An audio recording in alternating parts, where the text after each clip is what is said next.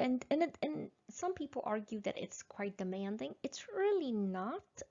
It may be demanding on some countries. For example, the UK has very lax regulations when it comes to NGOs. The US depends on the state, right? New York, no. Everything that they have in ECOSOC, it's basically a regular, typical New York organization. Basically, you have to get a third party to watch the money. There has to be a constitution, there has to be a board, there has to be multiple members in a board. Again, all of those are basic requirements for organizations. And you can see here for different, and here is the list of politics that I was talking about. For example, when it comes to an association from Nepal, the Indian representative basically broke down the project and asked for more information. And then you get to see here a Pakistani organization. Again, the Indian representative stepped in to ask for more information. When they ask you for more information, like it's not enough, it means you have to wait for the whole session, sometimes 6 months, sometimes a year.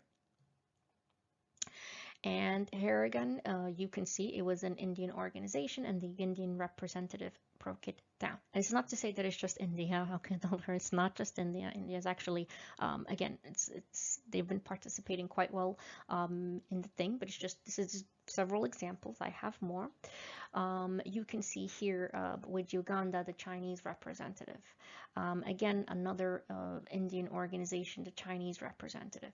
And you can see here, for example, when they refer to Tibet or when they refer to the Dalai Lama, the Chinese organization stepped in to ask more questions. Again, quite political. You will see more.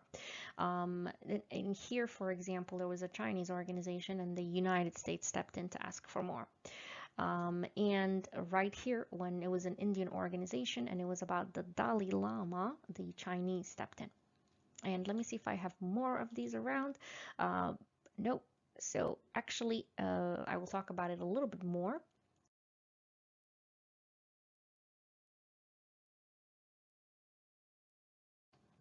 I will talk about it a little bit more. There was, for example, a Russian organization, and the United States asked it for basically more information and its affiliation with Russian group. There was, for example, an Israeli organization, and Pakistan asked it for more group. You can it's not just one country to another, it's all the countries play, again, the political game. None of the countries are innocent. Granted, more of them, some of them do a lot more than others. And this is, again, what the United States, what the UK, and 340 organizations complained about. But it is a field of politics. So you can quite see it is not easy to get ECOSOC, because not only do you have to be good with the government that your government that has to endorse you. And let's be honest, most governments are not too keen or not too fond of human rights defenders. So again, that also speaks to as the possibility of what kind of organizations are getting through. Some democratic countries, for example, like the US or the UK, honestly, if the organization is up to par, they will sponsor, even if they disagree with the politics, right? But most places do not, and it's actually quite difficult. So again, I remind everyone, this is a very political mechanism. And you can see, where is Algeria? Algeria is right here in black, look at that. And one more time, you can see it, and it's all around 2013. Look at this hike. Look, it's gone beyond ridiculous. And by the way, 2020 and 2021, again, those were the complaints, and you will see later on, I will show you legitimate organizations couldn't get through. But our neighbors seem to have no problem getting it. It's very interesting. And again, it takes about a year to go through the process. And of course, many times it takes way more than a year. But you can see right here, something happened in 2013 and everybody started to put their applications, and you can see, and 2021, look at that. Basically, they all super hiked. This pattern is very interesting because it's all around Algeria. And again, nothing for the Algerians. There is a reality, and we will talk a little bit later on, again, that organization, despite that we may seem to be opposition to the government, and we serve as checks and balances to each other, and that's very important. important to keep up our standards.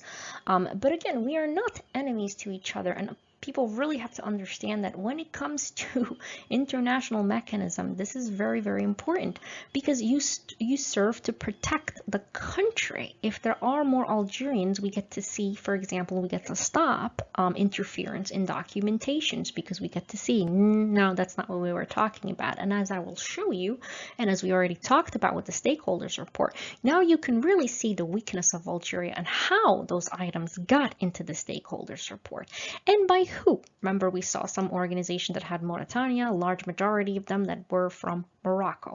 Because look, they have the organization, they have the manpower that we simply do not at all. So it may seem to some people of authority, again, that this is, I'm theorizing, I'm inferring based on the results, that limiting or not sponsoring Algerian organizations, might seem to help, but it's not, because again, what does this mean? It means other people get to infiltrate our documentation. If we have Algerians, I mean, what's the worst thing we're going to write about? Freedom of expression, the truth, improve the situation. That's not crime against humanity. It's like these organizations put in Algerian documentation. That's different. It's very, very different. So you can see that the system is very political, and you can see the need for having Algerian organizations. At the very least, even if they were very, very pro-government and didn't complain, their presence would still serve to deter interference. And because their presence would serve to deter interference, us advocating would not have to worry, would not have to limit ourselves, would not have to work as if we're walking on thin ice. So no matter, which way we go, we have to absolutely, increase our presence in the UN. And again, we need to advocate for, we need to frame our own advocacy, because you can quite see by the results of the UPR what had occurred when others surrounding us, and again, all of them surrounding us, you can kind of it's almost like that, it's almost very visual, right? We're like a little bit here and all of them surrounding us. This is what happens when Algerians have to rely on international agenda. And again, skewed politics. There is, again, very, very, in here, some more examples. For example, an Israeli NGO was again deferred by Pakistan, okay? And the United States deferred a Russian NGO. And this is not, again, to say the US or India or Israeli. All nations did this to each other.